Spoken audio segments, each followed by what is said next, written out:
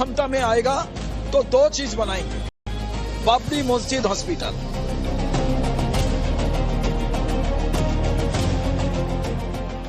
अगर जो अपने को बाबर का औलाद कहेगा, औरंगजेब का औलाद कहेगा, उसे भारत में रहने का कोई अधिकार नहीं।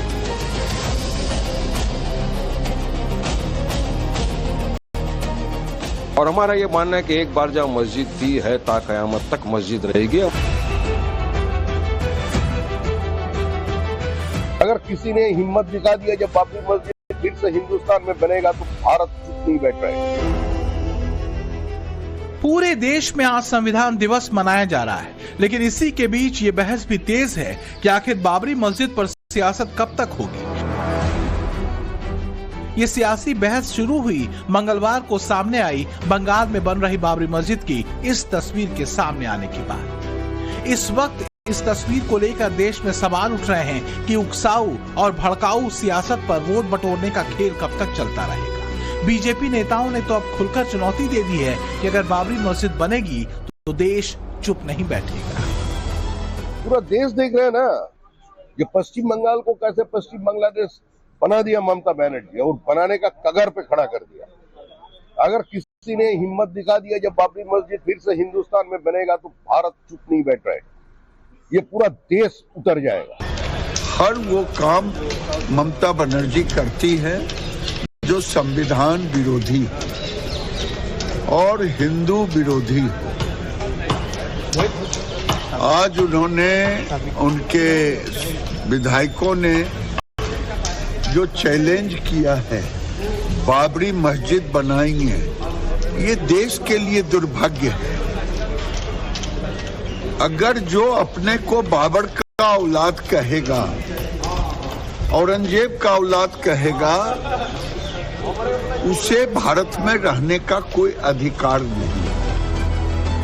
इस विवाद ने तूल इस वजह से भी पकड़ा क्योंकि जिस दिन राम मंदिर में धर्म ध्वजा को फहराया गया, उसी दिन 6 दिसंबर को नई बाबरी मस्जिद की नींव के पोस्टर जगह जगह लगाए गए, जिसके बाद मुगलों की क्रूरता बनाम धर्म की रक्षा के लिए बलिदान का मामला और तेज गूंजने लगा। गुरु तेग बहादुर के शहीदी दिवस पर पीएम मोदी और सीएम योगी ने मुगल शासक औरंगजेब की क्रूरता का जिक्र किया तो बहस को नई धार मिल गई। मुगलों ने पूरे भारत का इस्लामीकरण करने की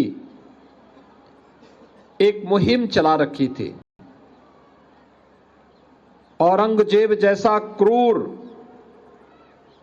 बादशाह मनमानीपन पर उतर आया था। तिलक को मिटाने के लिए, जनेऊ को समाप्त करने के लिए 500 साल पुराने इतिहास पे कोई बात नहीं करना चाहते हम, क्योंकि सवाल ये कि आज वर्तमान पे सवाल नहीं पूछा जा रहा है। प्रधानमंत्री जी भी 500 साल पीछे ले जा रहे हैं। सवाल इस बात का है कि प्रधानमंत्री जी ने 2022 तक किसानों की आय दुगनी करने का वादा किया था, बेटी पढ़ाओ बेटी बचाओ का नारा दिया था। उत्तर प्रदेश में जिस तरह से मुकदमे वापस हो रहे हैं वो किसी से छुपा हुआ नहीं है। नौजवानों के पास रोजगार नहीं है, महंगाई अपने चरम पे है, लोगों के घरों का बजट बिगड़ गया है। ये वो मुद्दे हैं जिन मुद्दों पे भारतीय जनता पार्टी जवाब नहीं देना चाहती, इसलिए इतिहास के पीछे औरंगजेब का ये सियासी चैप्टर जब खुला तब ममता बनर्जी ने बीजेपी और केंद्र सरकार पर 2 समुदायों को लड़ाने का आरोप लगा दिया। लेकिन बाबरी मस्जिद बनाने का ऐलान करने वाले हुमायूं कबीर पर ममता सीधे नहीं बोल रही। बीजेपी पर हमलावर ममता ने कहा, अब जब लोकतंत्र दांव पर है, जब धर्मनिरपेक्षता खतरे में है, जब संघवाद को ध्वस्त किया जा रहा है, ऐसे महत्वपूर्ण समय में संविधान की रक्षा करनी चाहिए। तो सवाल है कि लड़ा कौन रहा है? सनातन पहचान और संस्कृति पर हुए मुगलों के हमलों की याद दिलाने वाले, धर्म की रक्षा में बलिदान देने वाले गुरुओं की गौरवगाथा कहने वाले, या बाबर और बाबरी को जिंदा करने वाले विपक्ष के नेता? देखिए, हमारा तो ये मानना है कि 6 दिसंबर 1992 भारत देश के लिए काला दिन था, डेमोक्रेसी के लिए काला दिन था, जिस दिन हमारी बाबरी मस्जिद को एक षड्यंत्र के जरिए शहीद कर दिया गया। और हमारा ये मानना है कि एक बार जहाँ मस्जिद थी है ता कयामत तक मस्जिद रहेगी, हमारा ईमान बोलता है। बंगाल कांग्रेस के नेता शुभांकर सरकार तो 2 कदम और आगे निकल गए। उन्होंने पश्चिम बंगाल में सत्ता में आने पर बाबरी मस्जिद और हॉस्पिटल साथ साथ बनाने की बात कहकर आग में और घी डालने का काम कर दिया।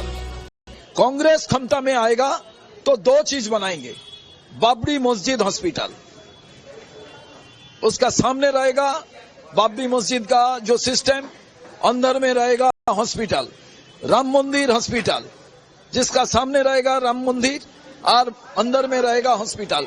कांग्रेस का ये वादा है। पूरे भारत का इस्लामीकरण करने की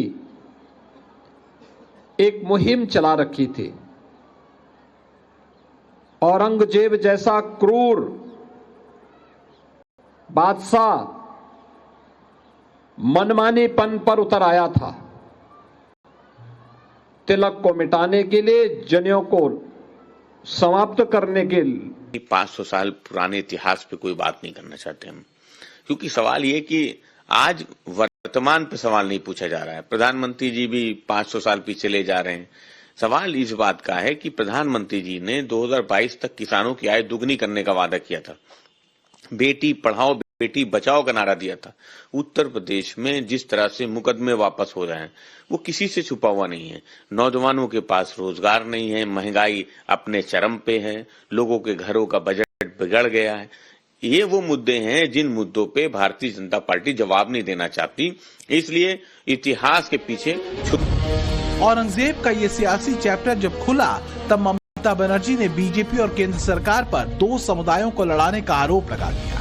लेकिन बाबरी मस्जिद बनाने का ऐलान करने वाले हुमायूं कबीर पर ममता सीधे नहीं बोल रही। बीजेपी पर हमलावर ममता ने कहा, अब जब लोकतंत्र दांव पर है, जब धर्मनिरपेक्षता खतरे में है, जब संघवाद को ध्वस्त किया जा रहा है, ऐसे महत्वपूर्ण समय में संविधान की रक्षा करनी चाहिए। तो सवाल है कि लड़ा कौन रहा है? सनातन पहचान और संस्कृति पर हुए मुगलों के हमलों की याद दिलाने वाले, धर्म की रक्षा में बलिदान देने वाले गुरुओं की गौरवगाथा कहने वाले, या बाबर और बाबरी को जिंदा करने वाले विपक्ष के नेता?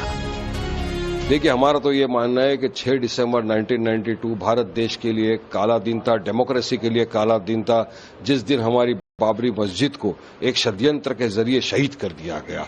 और हमारा ये मानना है कि एक बार जहां मस्जिद थी है, ता कयामत तक मस्जिद रहेगी, हमारा ईमान बोलता है। बंगाल कांग्रेस के नेता शुभांकर सरकार तो 2 कदम और आगे निकल गए। उन्होंने पश्चिम बंगाल में सत्ता में आने पर बाबरी मस्जिद और हॉस्पिटल साथ साथ बनाने की बात कहकर आग में और घी डालने का काम कर दिया। कांग्रेस क्षमता में आएगा तो 2 चीज बनाएंगे, बाबरी मस्जिद हॉस्पिटल, उसका सामने रहेगा बाबरी मस्जिद का जो सिस्टम, अंदर में रहेगा हॉस्पिटल, राम मंदिर हॉस्पिटल, जिसका सामने रहेगा राम मंदिर और अंदर में रहेगा हॉस्पिटल। कांग्रेस का ये वादा है। फिलहाल बड़ा सवाल ये है कि जब सुप्रीम कोर्ट ने बाबरी ढांचे का अध्याय बंद कर दिया था, तो फिर बंगाल में बाबरी का नया चैप्टर क्यों खोला जा रहा है? नई बाबरी मस्जिद की ये जिद हुमायूं कबीर की है या वो टीएमसी की सीक्रेट स्क्रिप्ट पढ़ रहे हैं? ममता बनर्जी बीजेपी पर सांप्रदायिक सियासत का आरोप तो लगा रही हैं, लेकिन इस मुद्दे पर उनकी चुप्पी के पीछे वोट बैंक का डर है या कोई सियासी strategy? Bureau report, times now, नव भारत।